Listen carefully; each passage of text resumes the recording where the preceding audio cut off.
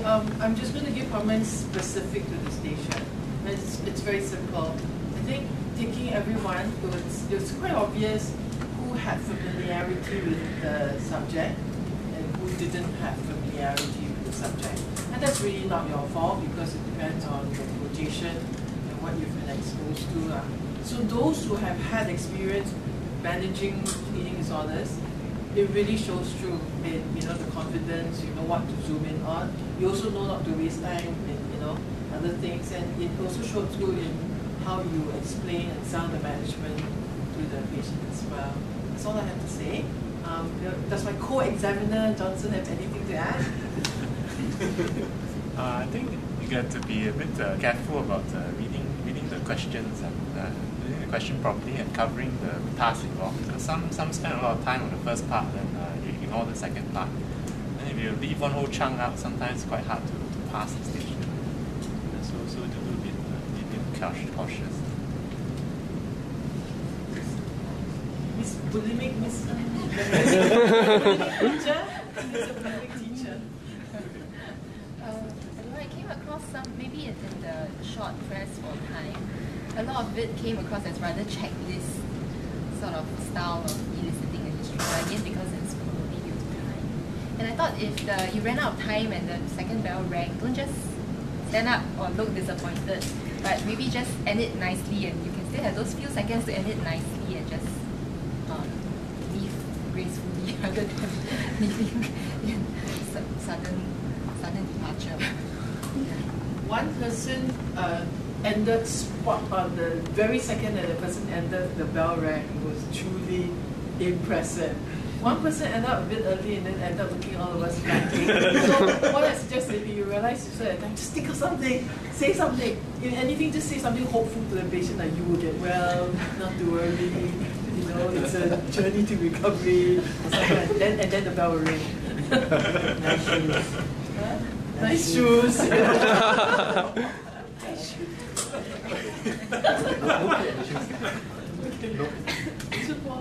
Okay, now station 4, that will be a Dr. Pay station. This station is on a bipolar patient who has relapsed and is in a mixed state. Okay, so I think for you to be able to draw the management, and that's correct, the plan, you do have to identify the depressive symptoms. I think quite a number of you did not pick that up, and so that would have been marked down. Having said that, when you also elicit the other symptoms like manic symptoms, so we don't want you to do a checklist type of questioning, but you do need to be able to cluster the symptoms and to go through it systematically. Okay, and some of you did not ask for the full range of manic symptoms.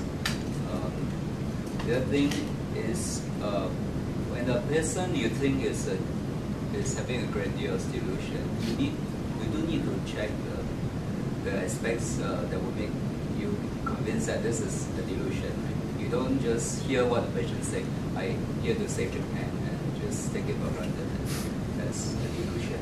You need to check it, you need to try to shake it, you need to check whether it's something what other people are saying, and things like that, whether it's false belief. So basically it's to demonstrate your grasp of psychopathology. OSCE, you need to demonstrate what you know. It's not just to go through the motion of it. Yeah, there's something that's, I think, most important. There's the best actor I apologize to all who were traumatized. But what I felt was that mainly, I guess, what was common to, everyone was, they came in, the moment you all heard a few things, then, okay, you was manic, and then you all were very happy. You didn't go through the rest of it. The moment you said, okay, you want to save Japan, some of you managed to get depressive symptoms, which was quite good. But I guess what we're looking for is that you have to make the diagnosis, so you have to go through racing thoughts, increase hypersexuality, so on and so forth. Most people just because I feel great, you feel great, and then, people, okay, manic, and that's it, you go on to the other things. You have to just go through, well, checklists, not the checklist, but at least get everything else. Because if you had a chance to see my paper, it's actually quite long. And I had a lot of information to give, but nobody was asking me that. So, I mean, like sometimes you say, oh, I wash my hands a lot. And then you're very happy, you say, okay, OCD. But you don't go through the rest of it. So you have to show the examiner that you actually know what makes up the diagnosis. That's what I felt. Yeah. All right, then next is station 5, Dr. Su's station. Okay, this station is on suicide risk assessment. Basically, it's a young man who's broke up with a girlfriend and also took overdose of Panadol. So this station is really about the suicide risk assessment. I think the report is is probably the most important in this station. Although the way you question and elicit the suicide risk is also very important, but the report is especially important in this station.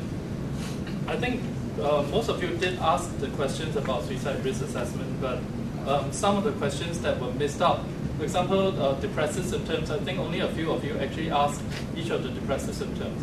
And you just focused mostly on the suicide questions. And then there was actually an increased action from the patient prior to the suicide attempt.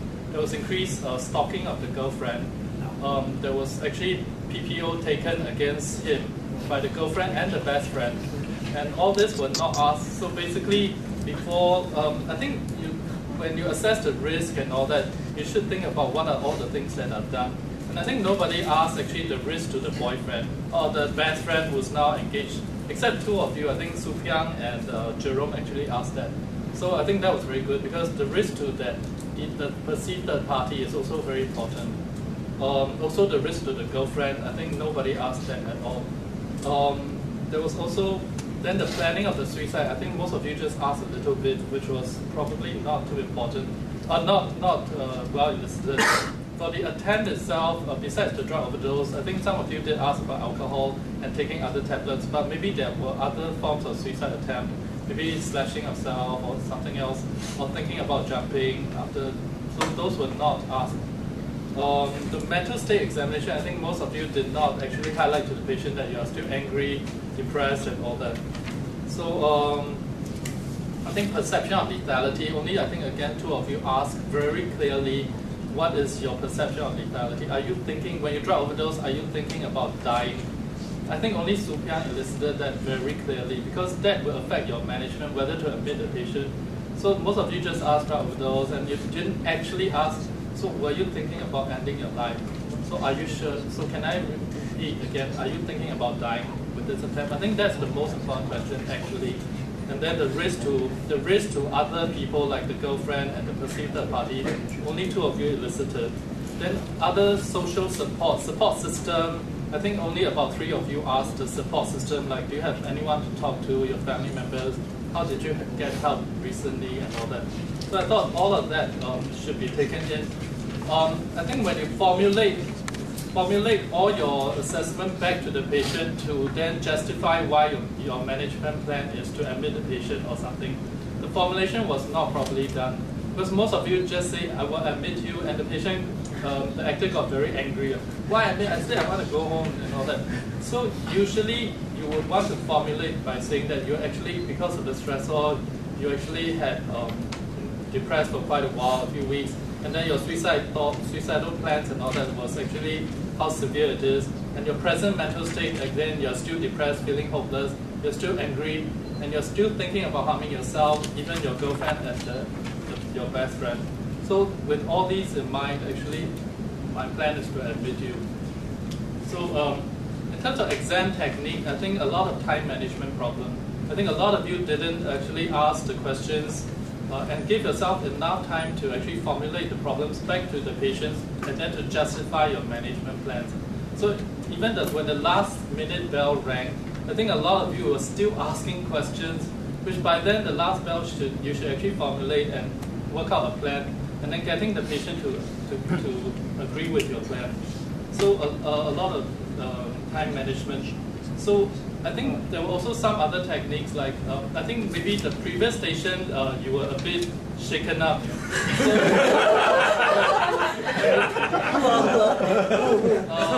So when you come to my station, I think whenever you go to the next station, you should just quickly psych yourself up for the